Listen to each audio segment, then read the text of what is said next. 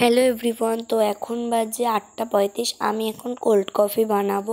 তো আমি মিক্সচারের বাটিটা আনতে গেলাম। ছোট একটা বাটির মধ্যেই করতে হবে, বড় বাটি লাগবে না। তো আমি বাটিটা তো নিয়ে চলে এসেছি। এইবারে দুটো কফি নিয়ে নিলাম। দুটো কফি আমি ছিঁড়ে নেব। তো হালকা চিনি কৌটোটা নিয়ে নিলাম। এবারে দেখো আমি বানাবো। তো ফার্স্টেই কফি দুটো ছিঁড়ে নিলাম। তো ছিঁড়ে আমি ঢেলে নিলাম। ঢেলে নেওয়ার পর এর পরিমাণ মতো চিনি দেব।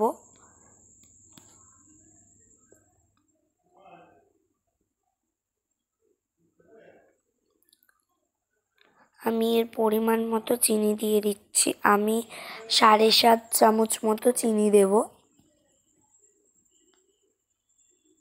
আর তোমরা যেমন করবে তেমন পরিমাণে চিনি দেবে। আমার চিনি দেওয়া হয়ে গেছে। এইবারে এইটার ঢাকনাটা আটকে দেব। আর তারপরে এইটার মধ্যে হালকা একটু জল দিয়ে দেবো, হালকা পরিমাণে জল দেওয়ার পর একটু নাড়িয়ে নিয়ে তারপরে এটার যে ঢাকনাটা ওটা দিয়ে এটাকে আটকে দেব। তো এবারে উঠি। এইবারে এটাকে মিক্সচার করে নেব আমি। তো মিক্সচার করে নিয়েছি। দেখে নাও, মিক্সচার করার পর ঠিক এই রকম হবে কালারটা। তারপরে উঠলাম, উঠে একটু ফ্রিজ দিয়ে বরফ নিলাম। তো বরফটা নিয়ে নিচ্ছি আমি। এবারে এটার মধ্যে বরফ দুটো ঢেলে দিলাম। তারপরে এইটা ঢেলে দিলাম। তো এইটা ঢেলে দিলাম আমি। এইটা ঢেলে দেওয়ার পর দুধের প্যাকেটটা নিয়ে নিলাম। দুধটা ফার্স্টেই ছিঁড়ে নিলাম, দাঁত দিয়ে ছিঁড়ে নিলাম। আর বটি টটি লাগলো না, যাই হোক। দুধটা ছিঁড়ে নিয়ে আমি এটার মধ্যে ঢেলে দিলাম, পুরোটাই দিয়ে দিলাম।